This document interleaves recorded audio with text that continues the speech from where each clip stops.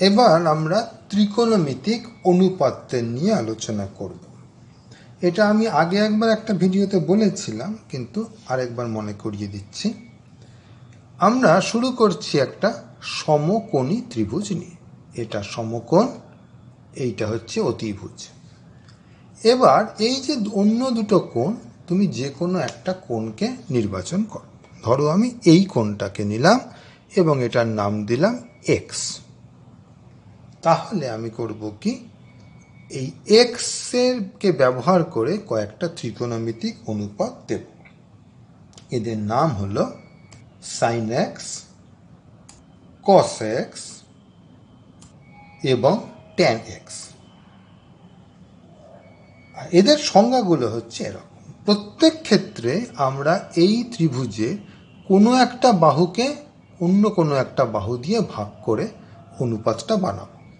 তা সাধারণভাবে এসব ক্ষেত্রে লোকে কি করে, এ বি সি এরকম একটা ত্রিভুজের নাম দিয়ে বলে এই এ বি বাহু ভাগ বিসি বাহু, এভাবে লেখে।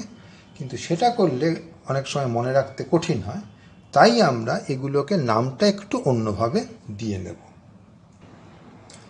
এইটার নাম তো অতিভুজ ছিলই। আমি বাকি দুটোর মধ্যে একজনকে বলেছি গায়ে লাগা, একজনকে বলেছি মুখোমুখি। এই ভাষাগুলো তোমাকে পরীক্ষায় কখনো ব্যবহার করতে হবে না, সেই জন্য আমি আমাদের মতো সহজ ভাষা ব্যবহার করলাম। এইটা হচ্ছে এক্সের দৃষ্টিভঙ্গি থেকে। তুমি জানো এখানে বসে আছো, তাহলে এই দুটো বাহুর মধ্যে যেটা তোমার গায়ে লেগে আছে, এই কোণটার গায়ে লেগে আছে, সেটাকে বলেছি গায়ে লাগা। অতিভুজ তো অতিভুজ সবসময়, অতিভুজ আমার গায়ে লেগে আছে, কিন্তু ওটাকে আলাদা রাখছি। বাকি দুটোর ভেতরে যেটা লেগে আছে সেটা গায়ে লাগা, আর এটা আছে মুখোমুখি। তাহলে আমি বলবো যে সাইন এক্স হচ্ছে মুখোমুখি ভাগ অতিভুজ। আমি সংক্ষেপে লিখেছি মুখো ভাগ অতি, মানে এইটা ভাগ এটা। এইটা তোমাকে মুখস্থ রাখতে হবে। সাইন মানেই এটা ভাগ এটা। তোমাকে আমি যদি বলি সাইন এক্স সমান 5, সাইন এক্স সমান মনে করো হাফ, সঙ্গে সঙ্গে তুমি বুঝবে মুখোমুখিকে অতিভুজ দিয়ে ভাগ করলে তোমার উত্তর হয়েছে হাফ। একইভাবে কস এক্স, সেটাও খুবই একই রকম, গায়ে লাগা ভাগ অতিভুজ। আর ট্যান এক্স হচ্ছে মুখোমুখি ভাগ গায়ে লাগা। এগুলো মুখস্থ করা ছাড়া পথ নেই। খালি একটা জিনিস খেয়াল রাখলে হয়তো সুবিধা হবে, যখনই অতিভুজটা হিসেবে এসেছে এই দুটোর মধ্যে, অতিভুজ সবসময় নিচের তলায় থাকে, আর ট্যানের ক্ষেত্রে একমাত্র অতিভুজটা আসেই, তখন মুখোমুখি ভাগ গায়ে লাগা থাকে। সুতরাং মুখোমুখি যখনই থাকে, মুখোমুখি সবসময় ওপরে থাকে। গায়ে লাগাটা কখনো কখনো ওপরে যায়, কখনো কখনো নিচে যায়। অতিভুজ সবসময় নিচে থাকে, মুখোমুখি সবসময় ওপরে থাকে, আর গায়ে লাগাটা কখনো উপরে যায়, কখনো নিচে যায়।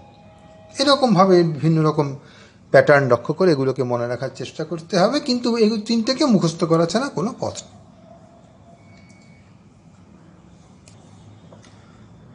আমি এই যে মুখোমুখি গায়ে লাগা এই দুটো ভাষা ব্যবহার করেছি, এটা কিন্তু নির্ভর করছে কারণ তুমি কোথা থেকে দেখছো তার উপরে। অতিভুজ সবসময় অতিভুজ, কিন্তু আমি যদি এই কোণটার দৃষ্টিভঙ্গি থেকে দেখতাম, তাহলে কিন্তু এইটা হয়ে যেত গায়ে লাগা, আর এটা হয়ে যেত মুখোমুখি। এই ব্যাপারটা কিন্তু ভালো করে মনে রেখো। আমি এখানে এটাকে খাড়া করে এঁকেছি আর এটাকে অনুভূমিকভাবে এঁকেছি, মানে ওইটা দিয়ে মনে রেখো না যে ওটা অনুভূমিক, এটা হেলানো, এটা খাড়া। কারণ ত্রিভুজটা অনেক রকম হেলে থাকতে পারে অন্য অঙ্কের মধ্যে। সেটা তোমাকে বোঝানোর জন্য ধরো আমি এই কোণটার নাম দিলাম ওয়াই, আমি এক্সের কথা ভুলে গেলাম, বা ঠিক আছে আমি এটাকে ওয়াই বললাম। যেই মুহূর্তে আমি ওয়াইয়ের দৃষ্টিভঙ্গি থেকে দেখছি, এবার মুখোমুখি হয়ে গেল এইটা, আর গায়ে লাগা হয়ে গেল এইটা। এখন আমি যদি তোমাকে বলি সাইন ওয়াই বার করতে, এইটা কিন্তু বদলাবে না, এটা একই থাকবে। মুখোমুখি ভাগ অতিভুজ, তার মানে এইটা ভাগ এটা। কস এক্সও তাই থাকবে, গায়ে লাগা ভাগ অতিভুজ, মানে এইটা ভাগ এইটা। ট্যান এক্সও থাকবে, মুখোমুখি ভাগ গায়ে লাগা। সুতরাং তুমি কোনটার দৃষ্টিভঙ্গি থেকে দেখছো তার উপর ভিত্তি করে ঠিক হবে কে গায়ে লাগা আর কে মুখোমুখি।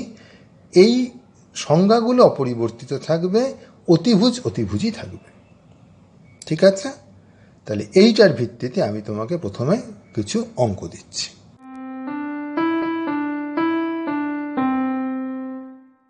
নিচের প্রত্যেকটা ক্ষেত্রে আমি একটা করে সমকোণী ত্রিভুজ দিয়েছি। সমকোণটা কোনটা দেখানো আছে। প্রত্যেকটার ক্ষেত্রে তোমাকে বলতে হবে সাইন এক্স কত, কস এক্স কত, ট্যান এক্স কত। একটা আমি একটু করে দিচ্ছি। ধরো আমি এইটার জন্য করছি, আমাকে বার করতে বলেছে কস এক্স কত। ধরো আমি এটার জন্য কস এক্স বার করছি। তাহলে আমি ওই সূত্র থেকে দেখে নেব, মানে সংজ্ঞাটা থেকে দেখে নেব কস এক্স মানে কি ছিল।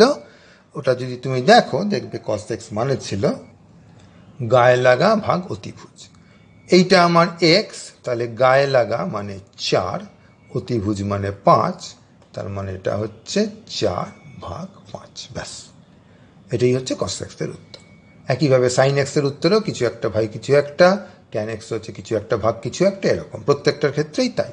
আমি তোমাকে ত্রিভুজটা নানাভাবে ঘুরিয়ে দিয়েছি যাতে তুমি প্রত্যেকবার আলাদা করে ভেবে বার করো যে কে গায়ে লাগা আর কে মুখোমুখি। মনে রাখবে অতিভুজ সবসময় অতিভুজ, গায়ে লাগা আর মুখোমুখির গল্পটা হচ্ছে সমকোণটাকে ধারণ করে আছে যে দুটো বাহু, তাদেরকে আলাদা করবার জন্য।